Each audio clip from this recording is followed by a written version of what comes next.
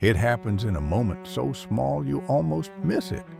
Your hand moves before your mind speaks, not fast, not dramatic, just already in motion. You were sitting there, nothing urgent, nothing important pulling you, and yet something inside you leaned forward, a slight urge, a quiet pull, and your body obeyed it without waiting. You unlock your phone, you scroll, you open something you didn't plan to open, and only after all of this, your mind arrives, late, trying to explain what already happened. I just felt like it.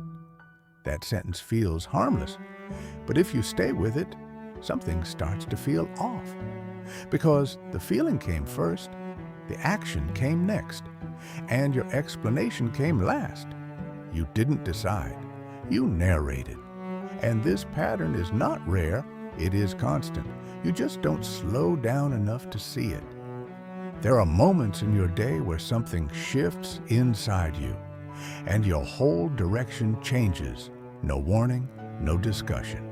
You were going to do one thing, then suddenly, you don't feel like it anymore. And that feeling is enough. It cancels everything. No argument, no resistance, just a quiet replacement.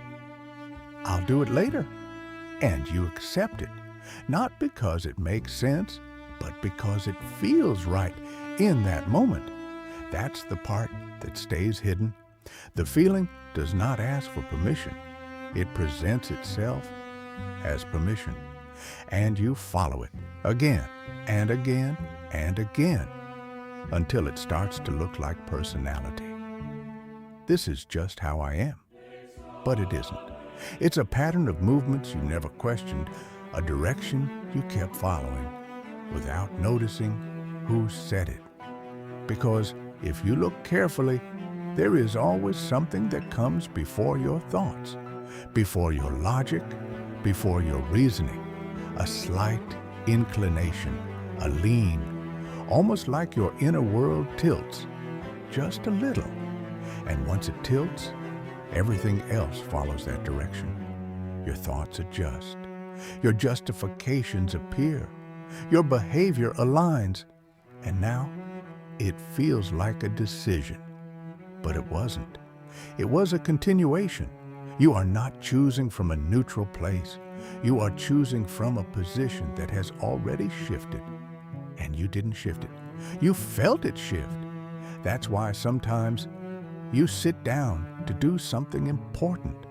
You mean it. There is clarity. There is focus. You even feel a sense of seriousness. And then something small enters.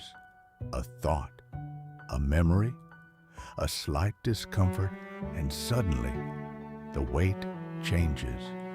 What felt important a moment ago now feels heavy, unnecessary, even avoidable. And another option appears, something easier, something lighter, something that gives you relief just by thinking about it. And without noticing the transition, you move. Not because you analyzed both options, not because you made a conscious trade, but because one felt easier to step into. That's all it takes. One feeling, one internal shift, and your entire direction changes. You don't even argue with it, because it doesn't feel like an enemy. It feels like you. I don't feel like it anymore. That sentence closes the door completely. And what's strange is you rarely question that feeling. You treat it as truth, as if your current state has authority over your actions. But where did that state come from? Who placed it there? Why did it arrive right at the moment you were about to do something that required effort? These questions, they don't usually get asked because the movement is too smooth, too natural, too familiar. You've lived inside this pattern for so long, it doesn't feel like a pattern anymore. It feels like identity. But there are moments, rare ones, where something doesn't fully convince you. You feel the pull, but you also feel something else. a quiet resistance, not loud, not forceful, just present, like a second voice that doesn't speak, a hesitation you can't explain. You feel it when you are about to do something you know will leave you empty. You feel it when you are about to delay something that matters. You feel it when you are about to break a promise you made to yourself. There is a split, a tension. Two directions, inside the same moment, but it doesn't last. Because one of them fades quickly, the louder one, the easier one, the one that offers immediate relief, takes over, and the quieter one disappears. Not because it was weak, but because it doesn't compete. It doesn't push itself forward. It doesn't argue for attention. It simply exists. And if you don't turn toward it, it remains unnoticed. That quiet presence, that subtle resistance, is not random. It is not confusion. It is something deeper, something that sees beyond the moment. But you are not used to listening to it. You are used to movement, to urgency, to following what feels immediate. And the more you do that, the less space there is for anything else to be noticed. So your life begins to take a certain shape, not through big decisions, but through small, repeated shifts. You move toward what is easy. You move away from what feels heavy. You follow what brings quick relief, and you avoid what requires patience again and again, until it becomes automatic, until even the idea of choosing differently feels unnatural. And when that happens, something inside you starts to feel off, not broken, not dramatic, just slightly disconnected. You lose interest in things you once cared about. You start things and leave them unfinished. You say things and don't follow through. You feel a kind of emptiness, even when nothing is wrong. And you don't understand why. Because on the surface, everything looks normal. You're doing what you want. You're following your feelings. You're acting based on what feels right. But that's exactly the problem. Because what feels right in the moment is not always aligned with what is true beneath it. And deep down, you can sense that. You feel the gap between what you do and what you know, between what you follow and what you actually want to become. But instead of facing that gap, you move again towards something that distracts you from it, and the cycle continues, quietly, unnoticed, unquestioned, until one day you slow down just enough to see it. Not fully, not clearly, but enough that something doesn't sit right anymore. You begin to notice that your actions don't always match your intentions. You begin to notice that your feelings change too easily. You begin to notice that your decisions feel reactive, as if something is guiding them before you even get involved. And that realization, it doesn't come with clarity. It comes with discomfort, because now you are not just watching what you do. You are starting to question who is moving you.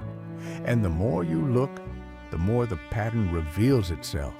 Not loudly, not all at once, but in small moments, repeated, consistent, almost precise, like something inside you knows exactly where to pull and when. And you start to feel it more often, that slight internal shift, that quiet push, that sudden change in direction. And for the first time, you don't move immediately. You pause just for a second, and in that pause, you notice something you never saw before. The movement didn't start with you. That pause, it doesn't last long, but something inside it feels unfamiliar, not uncomfortable, just exposed. Because for the first time, the movement doesn't complete itself automatically.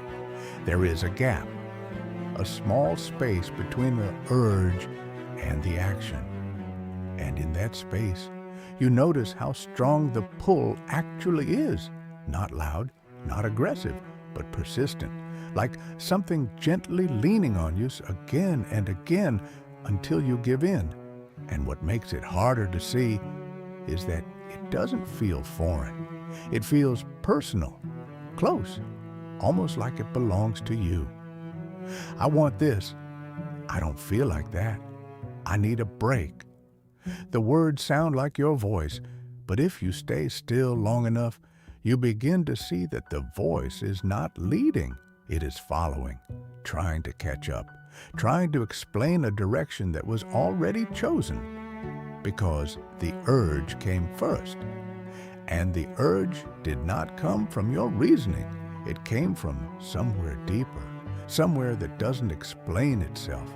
It only inclines, and once it inclines, everything else rearranges itself around it. Your attention shifts, your focus narrows. Your thoughts begin to serve the direction you're already leaning toward, not to question it, but to support it. That's why when you feel like avoiding something, your mind becomes very convincing, very creative. It finds reasons, excuses, alternative paths. It builds a case, but the case was never the starting point. It was the result, because the movement had already begun. And the more you observe this, the more something starts to feel structured, not random, not chaotic, but organized, like there is a system operating inside you that you were never taught to recognize. You always thought your inner world was one thing, one voice, one center, one you. But it isn't. There are layers, movements, forces that don't always agree, and they don't announce themselves. They blend, they overlap, they hide inside each other. So when something moves, you assume it's all coming from the same place, but it isn't. There is a part of you that wants ease, immediate relief, comfort, escape from the pressure. It doesn't like delay. It doesn't like resistance. It doesn't like uncertainty. It pulls you toward what feels good now, even if you already know how it ends. And it doesn't argue its case. It simply creates a feeling that becomes hard to ignore. That is the Nafs, not as a concept, but as a movement. And once you start to see it this way, you notice how early it begins, before the thought, before the plan, before the awareness. It moves in the pre-thought space, that quiet area inside you where things start without permission, a shift in mood, a slight restlessness, a sudden heaviness towards something you were just ready to do. And because it happened so early, you rarely catch it at the beginning. You catch it in the middle or at the end, when it already feels like you. That's why it feels like control. Because by the time you notice, you are already aligned with it. And what makes it even more subtle is that it doesn't always pull you toward something obviously wrong. Sometimes it just pulls you away from effort, away from discipline, away from something that requires you to stay present. And that's enough. It doesn't need to drag you somewhere bad. It only needs to move you slightly off course. Just enough. Because small shifts, repeated over time, change direction completely. And you don't notice it happening, because each movement feels small, justified, harmless. I'll skip this once. I'll start tomorrow. I'm not in the mood right now. Each sentence feels temporary, but the direction they create is not. And slowly, you begin to feel the effect, not as a sudden collapse, but as a gradual misalignment. Things feel harder to commit to. Your focus weakens. Your consistency breaks. You become someone who starts, but doesn't continue, not because you don't care, but because something keeps interrupting your movement quietly at the beginning before you can stabilize. And every time it happens, your trust in yourself decreases just a little. You say you'll do something, and then you don't. You promise yourself, and then you break it again and again until something inside you stops taking your own words seriously. And that creates a different kind of weight, not guilt, something deeper, a subtle loss of integrity within yourself. And you don't talk about it. You just feel it in the way you hesitate before committing, in the way you doubt your own intentions, in the way you say, Inshallah. But something inside you is unsure because you've seen this pattern too many times. You've felt the clarity before, and you watched it dissolve, not because you changed your mind, but because something shifted before your mind could hold it. And now, as you sit in that pause, you begin to see it more clearly. The urge is not neutral. It has a direction, it has a preference, and it always leans toward what costs you less in the moment, even if it costs you more later.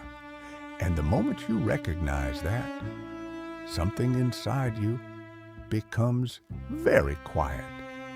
Because now, it's harder to pretend that every feeling deserves to be followed. It's harder to believe that every urge is yours. It's harder to say, this is just me, because you've seen the sequence, the movement, the way it begins before you, and for the first time, you start to feel like you're not at the center of your own decisions. Not fully, not completely. You are there, but you are not first. And that realization, it doesn't make you panic. It makes you still. Because now you're not just reacting anymore. You're watching closely, carefully, almost like you're waiting to catch something in the act. And the more you watch, the more obvious it becomes. The Nafs doesn't rush. It doesn't need to. It knows you will follow. If the feeling is placed correctly, it knows timing, it knows your weak points, it knows when you are tired, when you are distracted, when you are slightly overwhelmed. That's when it moves. Not randomly, but precisely. And when it does, it doesn't overpower you, it softens you just enough. That resistance feels unnecessary, and once resistance fades, movement begins effortlessly, and you call it choice. But now, you're starting to see something else, something you didn't notice before. The Nafs is not just pulling you toward things, it is training you quietly, repetitively, teaching your inner world what to follow, what to prioritize, what to normalize. And the more you follow it, the easier it becomes to follow it again. Not because it gets stronger, but because you get more familiar with its direction. And familiarity removes resistance.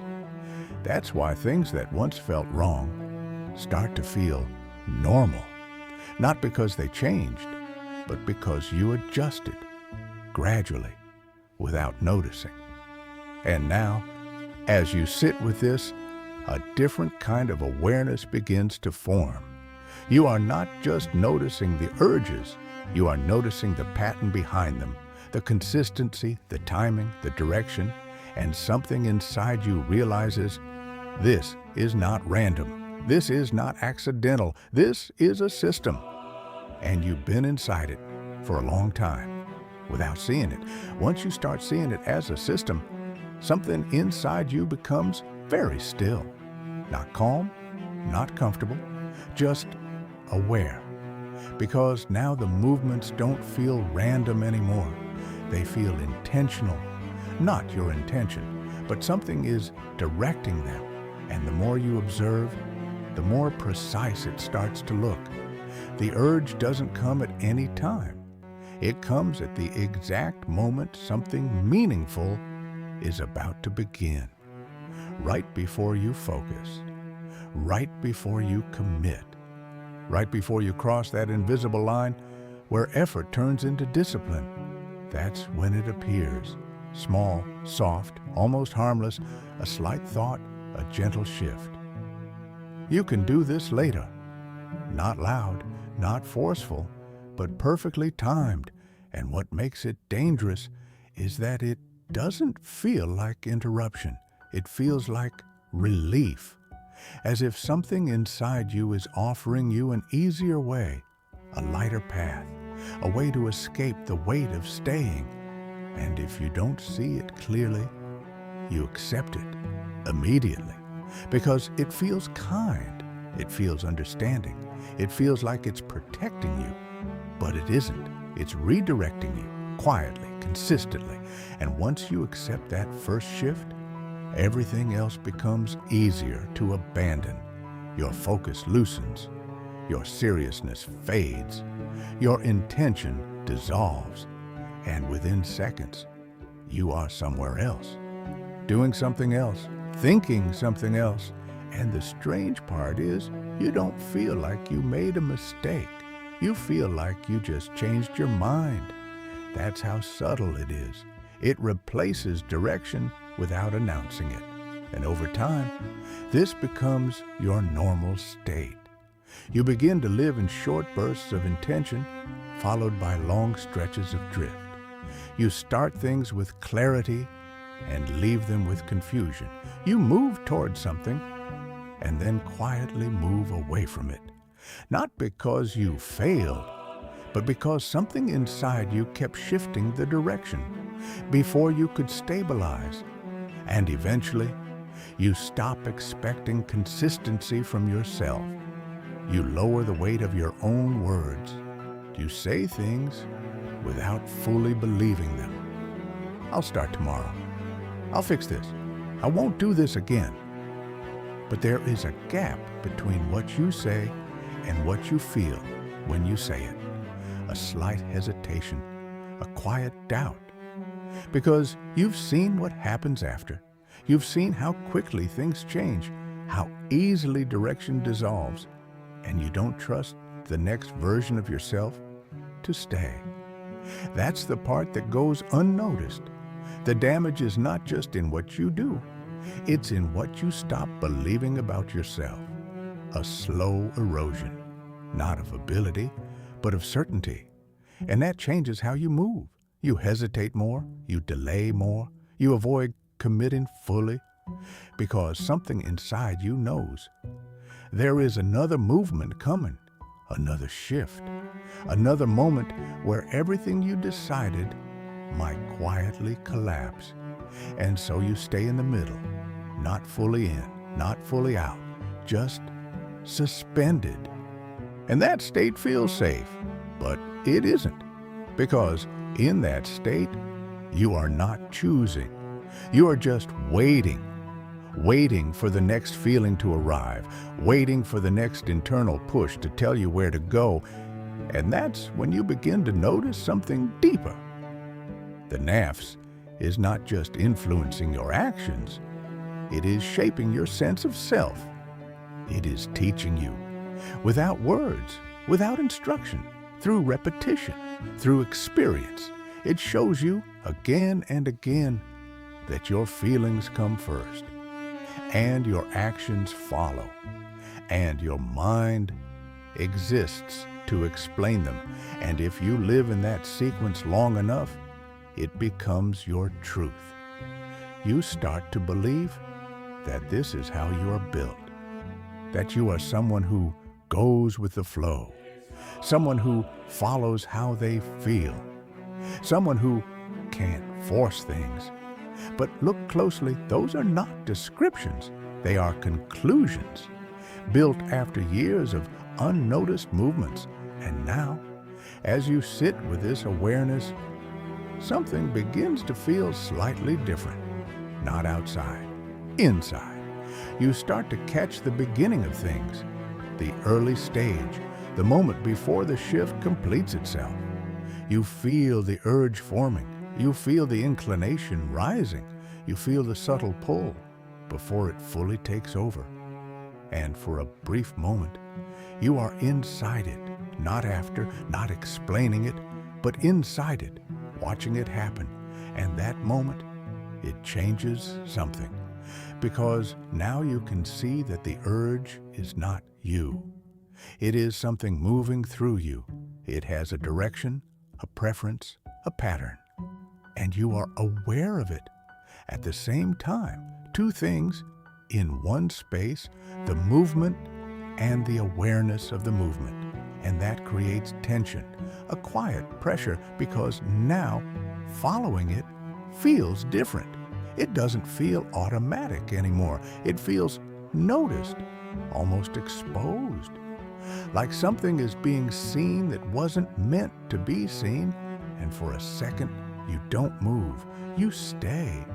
And in that stillness, something else becomes noticeable, something you felt before, but never stayed with long enough to recognize.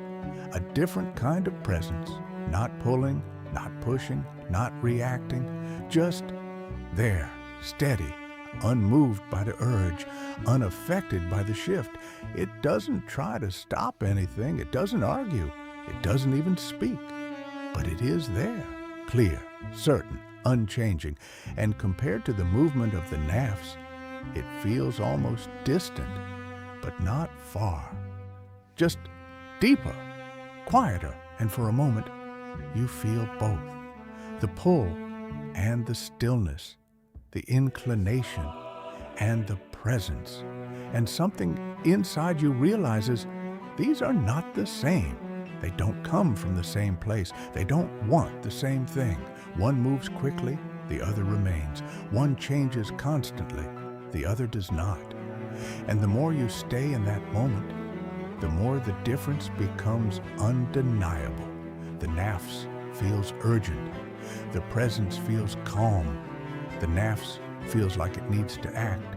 The presence feels like it doesn't need anything. And that contrast, it doesn't explain itself. It reveals itself. And suddenly, something becomes very clear.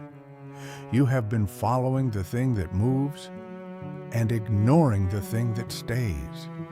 You've been responding to urgency and overlooking certainty. You've been aligning with what changes and missing what doesn't. And that realization, it doesn't come with emotion. It comes with clarity. Sharp, simple, almost uncomfortable in how obvious it feels. Because now, you can't say you didn't know. You can't say it's all the same. You've seen the difference directly. And once you see that difference, something inside you begins to shift again, not in movement, in awareness. You stop asking, what do I feel like doing? And you start noticing, what is pulling me right now? And that question, it changes the way everything appears, because now every urge is not a command, it's a signal. Every shift is not a decision. It's a direction being offered. And you are not just inside it anymore. You are looking at it from within. And that's where something deeper begins. Not control, not resistance, but recognition. Clear, unavoidable. And once it begins, it doesn't stop. Recognition doesn't feel like control. It feels like interruption, not of your actions, but of the illusion that everything inside you is one voice. Because now, when the movement begins, it doesn't stay hidden.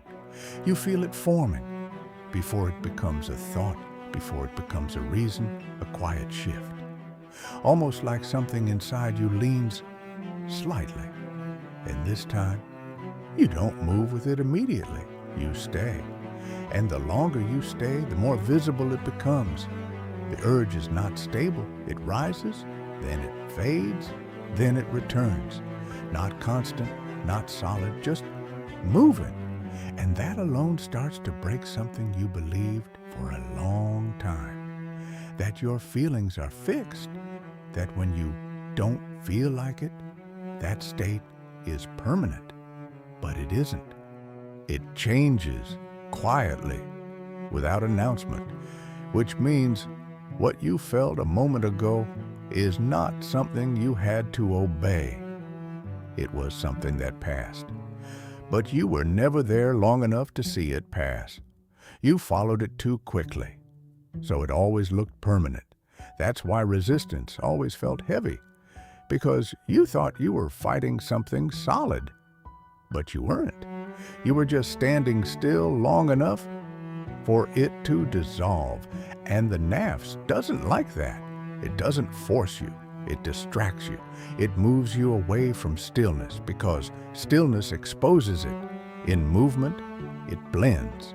In stillness, it becomes visible. That's why the moment you pause, something else appears. Restlessness, a slight discomfort, an urge to check something, to move, to shift, to break the moment. And if you follow that, you never see what was underneath.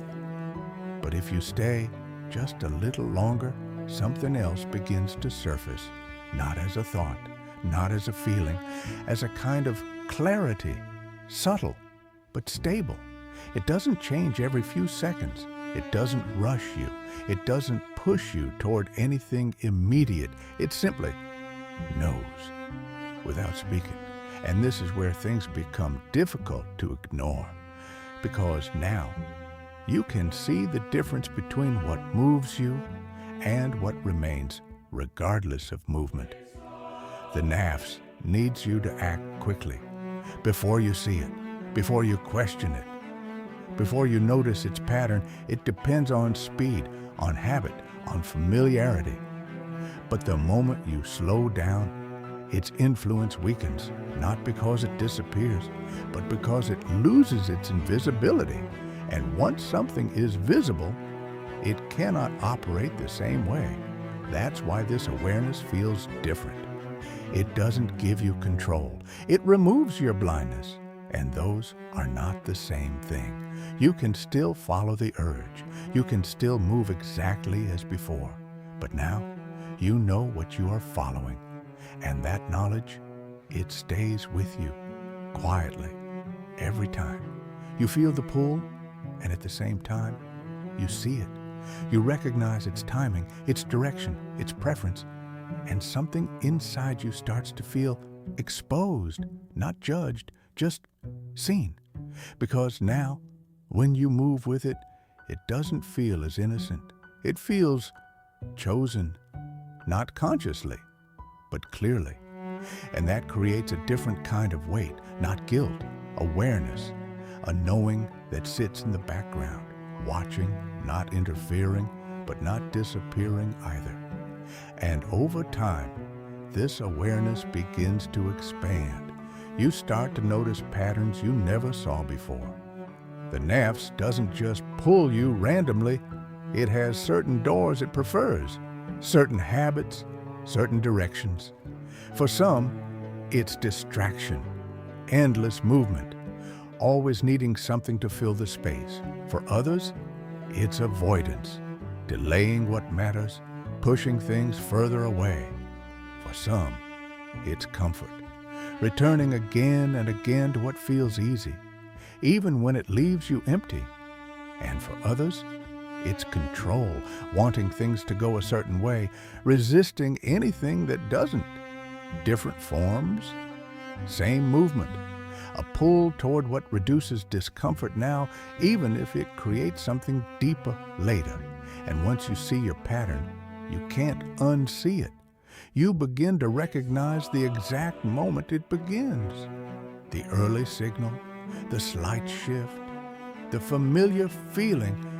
And now, when it appears, you don't fully trust it. Not immediately. Pause, because you've seen where it leads. You've followed it enough times to know the ending.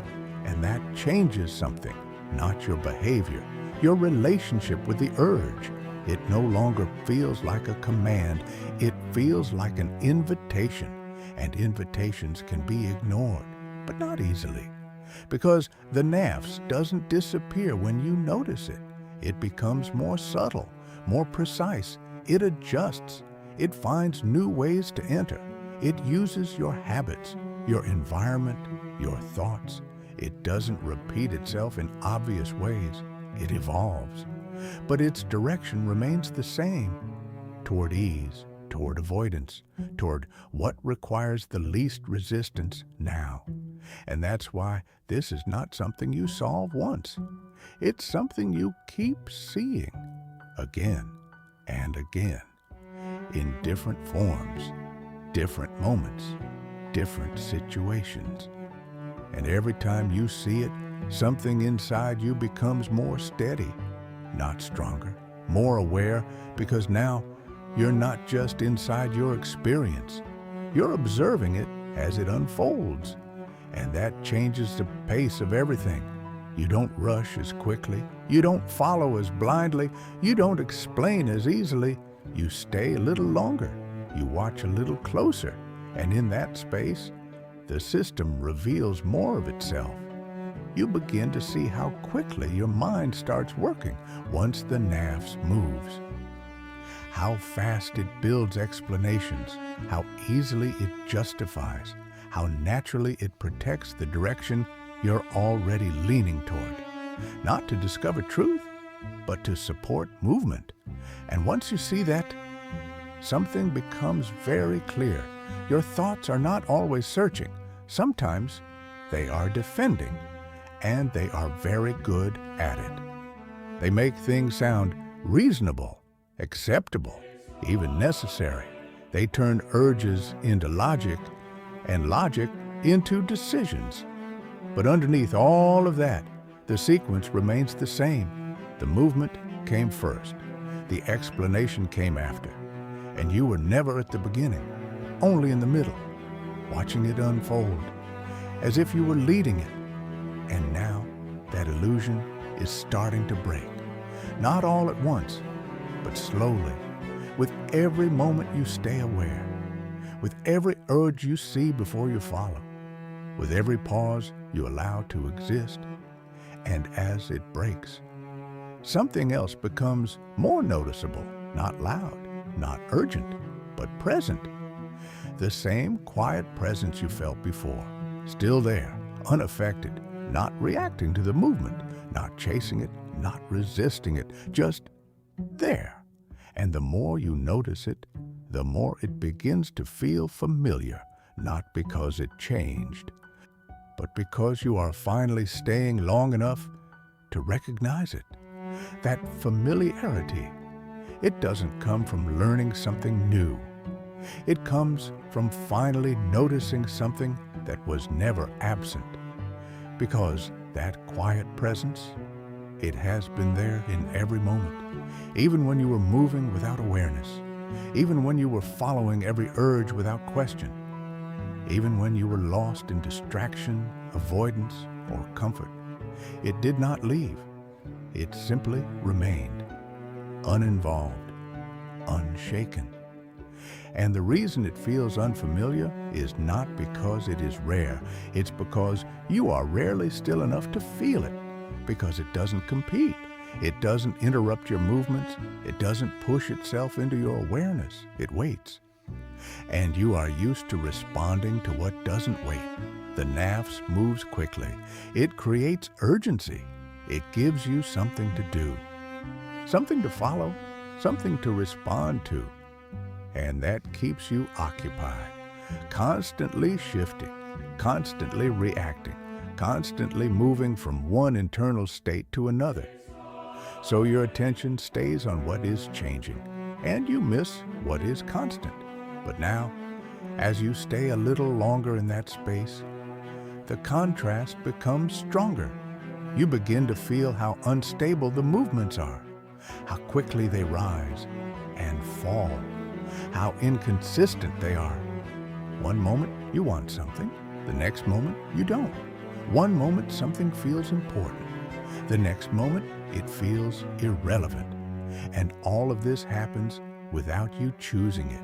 It just shifts, and alongside that, you feel something else, something that doesn't shift, something that doesn't change its position depending on your mood. It doesn't become more intense when you are motivated. It doesn't disappear when you are distracted. It is not affected by your internal weather. It simply is. And that realization, it begins to separate things inside you. Not physically, but in awareness. You start to see that not everything you feel comes from the same place. Not everything that moves you deserves to be followed, and not everything that is quiet is weak. In fact, the quieter something is, the more stable it tends to be, because it is not trying to compete. It doesn't need to.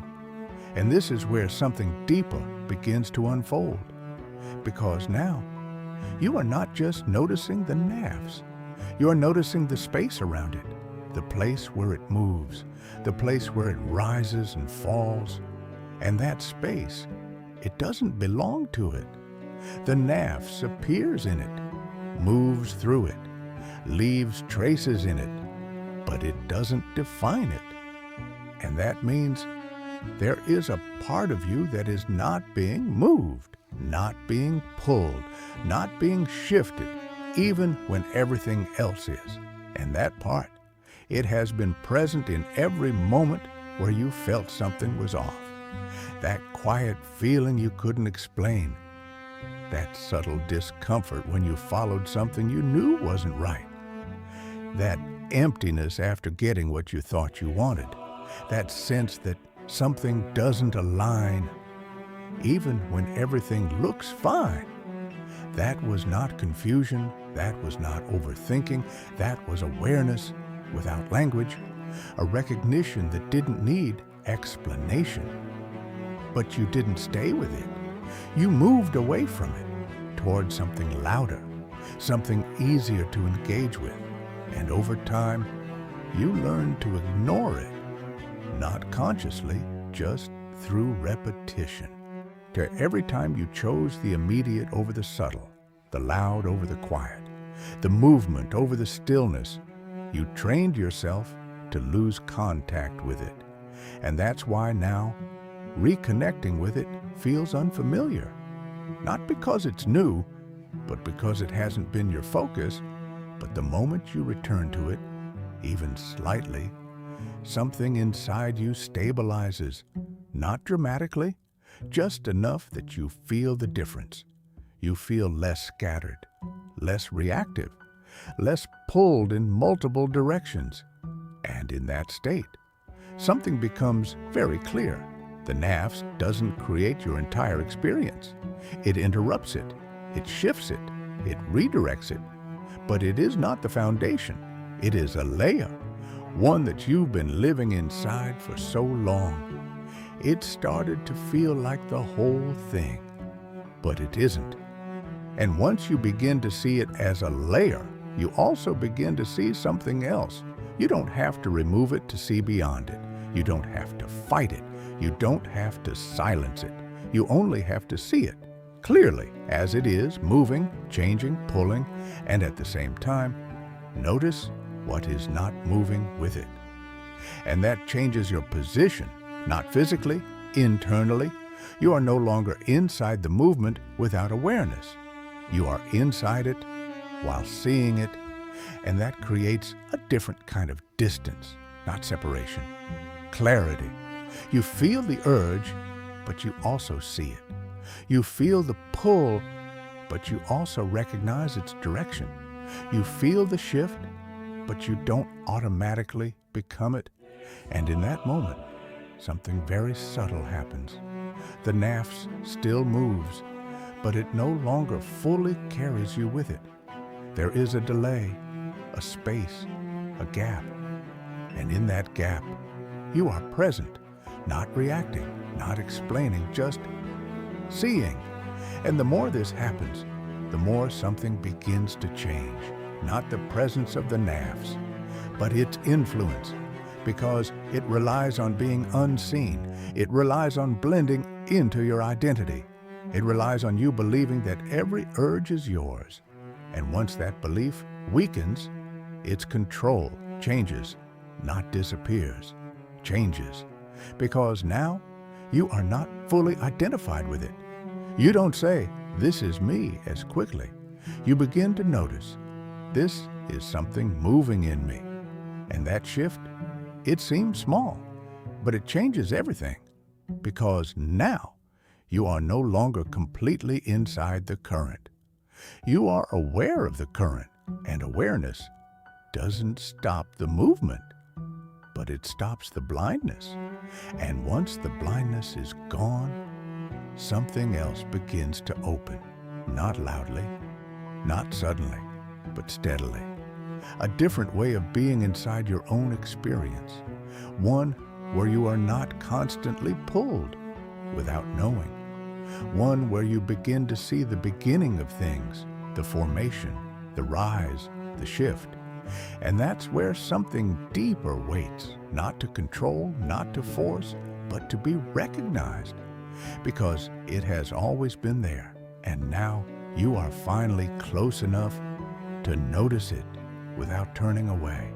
The closer you get to that awareness, the more uncomfortable something becomes, not the Nafs.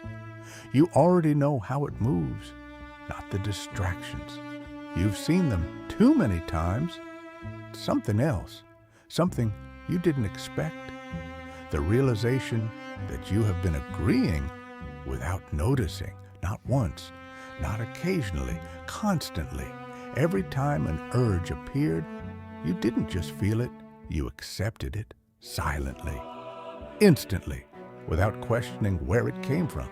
And that silent agreement, that's where the movement truly begins.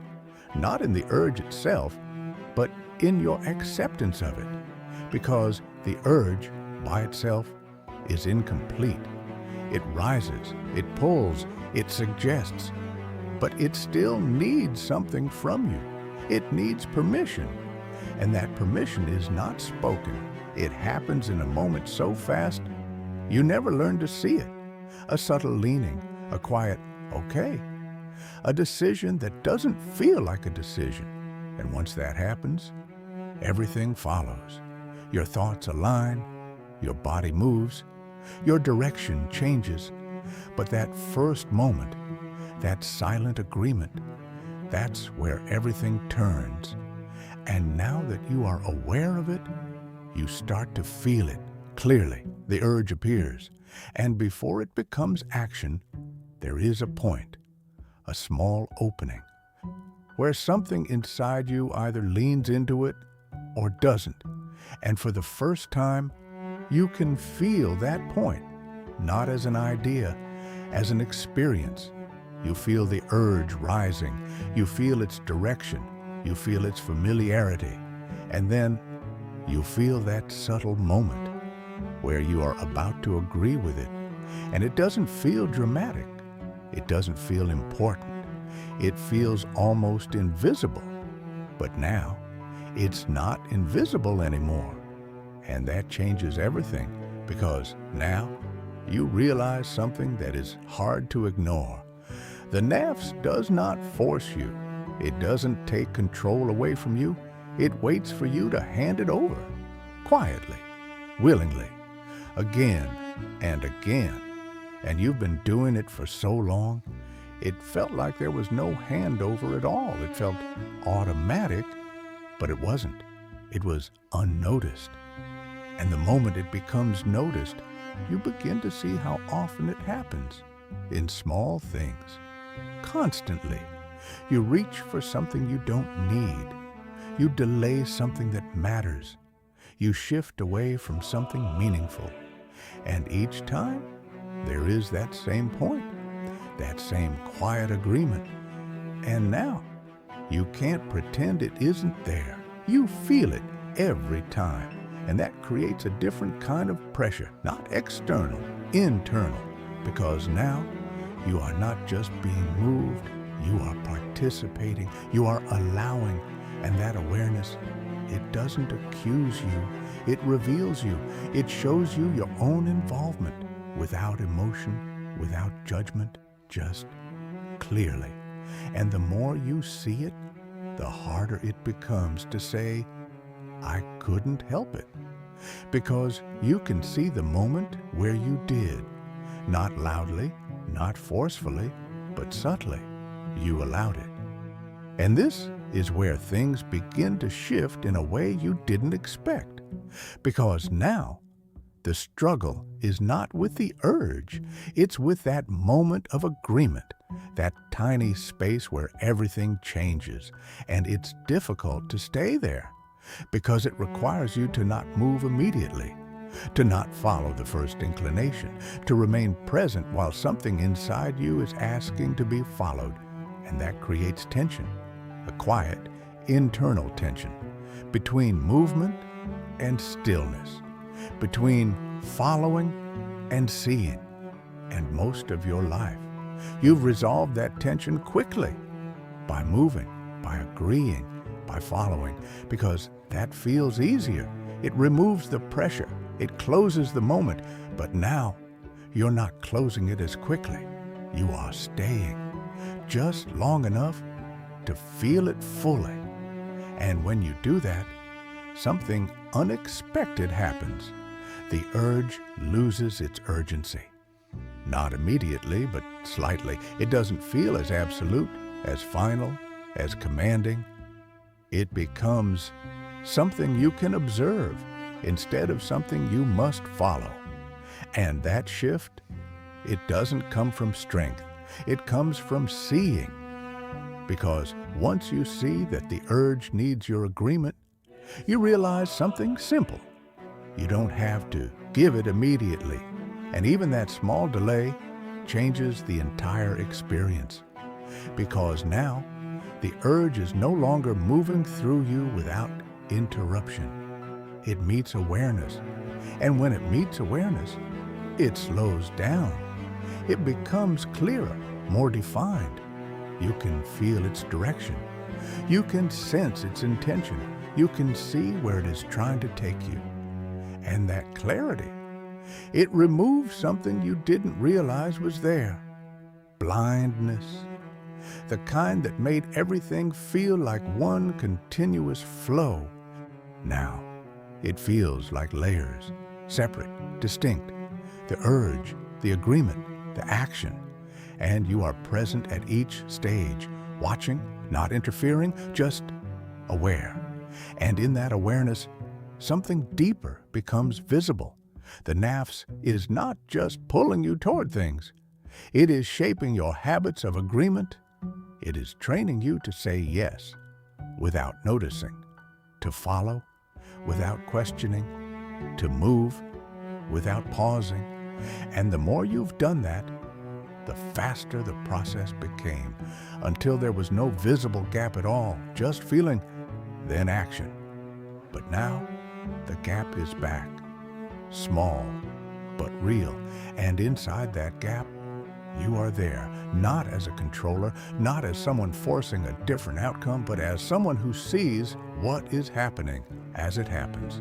And that presence, it changes the weight of everything, because now, every action carries awareness with it. Every movement is seen, every agreement is felt, and over time, that begins to reshape something inside you, not through effort, through recognition, because you start to notice which agreements leave you empty, which ones feel misaligned, which ones carry that quiet sense of, this wasn't right.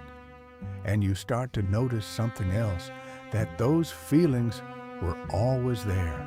You just moved too quickly to feel them, but now you stay long enough.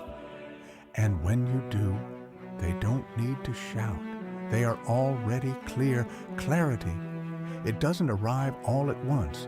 It builds quietly through moments you don't ignore anymore. And the more you stay with those moments, the more something begins to rearrange inside you, not your behavior, your seeing. Because now, when the urge comes, you don't just feel it. You recognize its pattern, its timing, its intention. And something about that recognition creates distance, not physical, internal. You are no longer completely inside the movement. You are aware of it while it's happening. And that changes the experience in a way that is hard to explain, but impossible to miss. Before, the urge felt like a command. Now, it feels like something being presented. Before, you were carried. Now, you are watching the current move, and the current is still there, strong, familiar, persistent, but it no longer feels like the only thing, because something else has become just as real.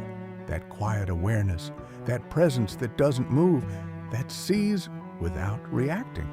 And for the first time, you begin to notice something subtle. The Nafs needs your attention to stay strong.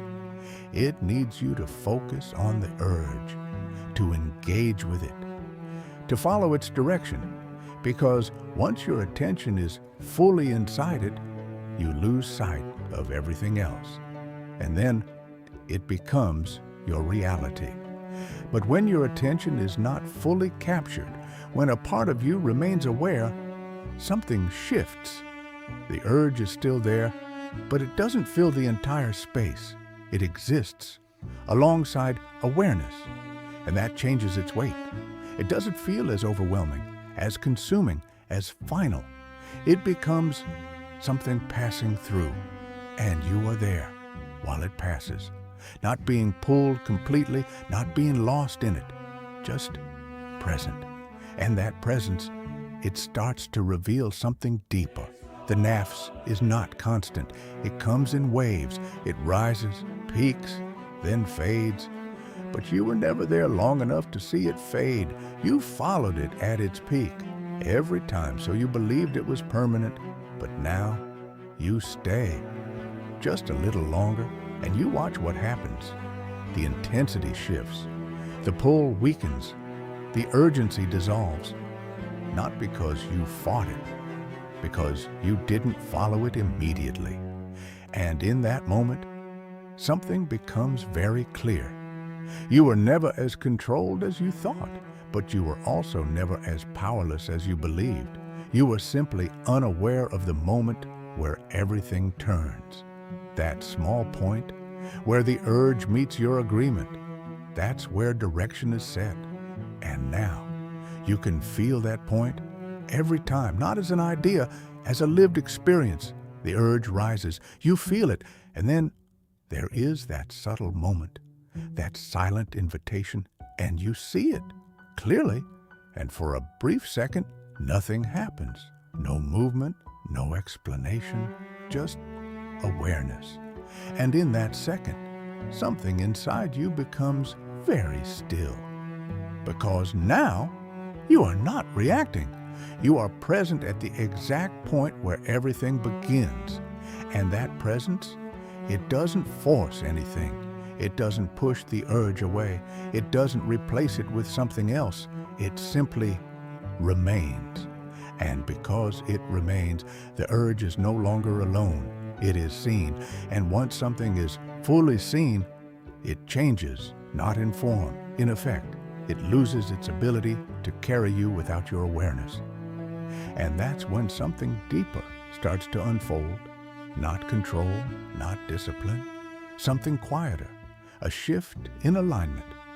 You begin to feel which direction carries weight and which direction carries emptiness. Not through thinking, through experience. You follow an urge and you feel the drop. That subtle emptiness that follows. You stay present and you feel something else. Not pleasure, not relief. Something steadier, less intense, but more real. And slowly, your inner world begins to recognize the difference, not intellectually, directly. And that recognition, it starts to influence your movement, not by force, by clarity. Because once you've seen where something leads, you don't follow it the same way. Even if you still follow it sometimes, it feels different, less convincing, less absolute, and over time, that changes your relationship with it. The Nafs doesn't disappear. It still moves, still pulls, still presents, but it no longer defines the entire experience. It becomes one part, not the whole. And that changes something fundamental, because now you are not living inside every urge as if it is you. You are living with it while seeing it. And that awareness, it stays even when you move, even when you follow. Even when you slip back into old patterns, it doesn't leave. It remains quietly in the background, watching, not judging, just present. And because of that, nothing feels completely unconscious anymore. Even your mistakes are seen, and that changes how they feel. They are no longer invisible. They are understood as they happen. And that understanding, it doesn't give you immediate change. It gives you something deeper, continuity of awareness, a thread that remains through every state, through movement, through stillness, through clarity, through confusion. And that thread, it begins to feel more real than the movements themselves, because the movements change constantly, but the awareness remains.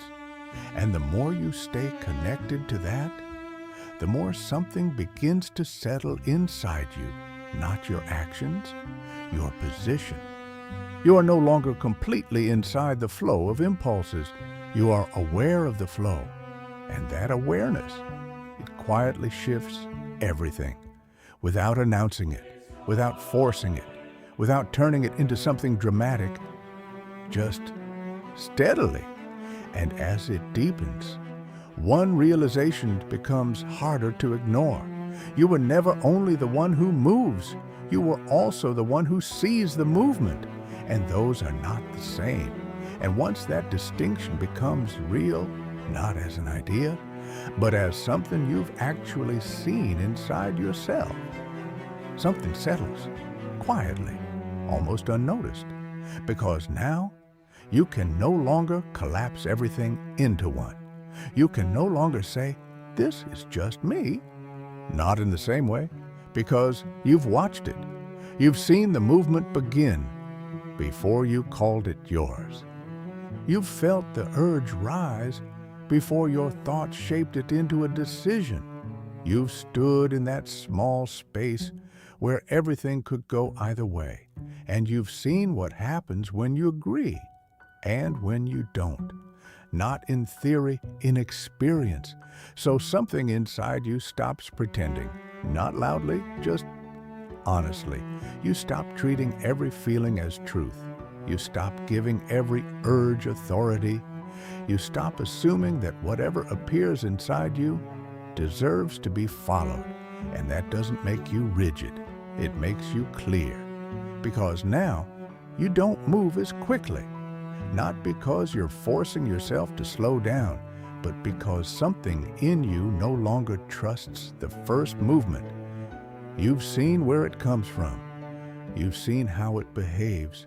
You've seen how easily it reshapes your direction before you even realize it. So, you stay just a little longer, and in that staying, something becomes more visible than anything else. The fact that the Nafs always moves first, not sometimes.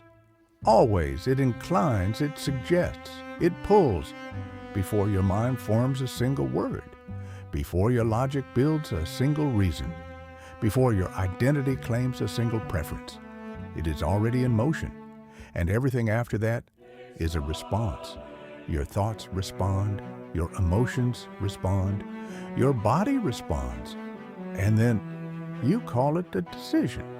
But now, you can't fully believe that anymore, because you've seen the order, you've felt the sequence, you've watched how it unfolds, and once you see the order, you stop confusing the ending with the beginning.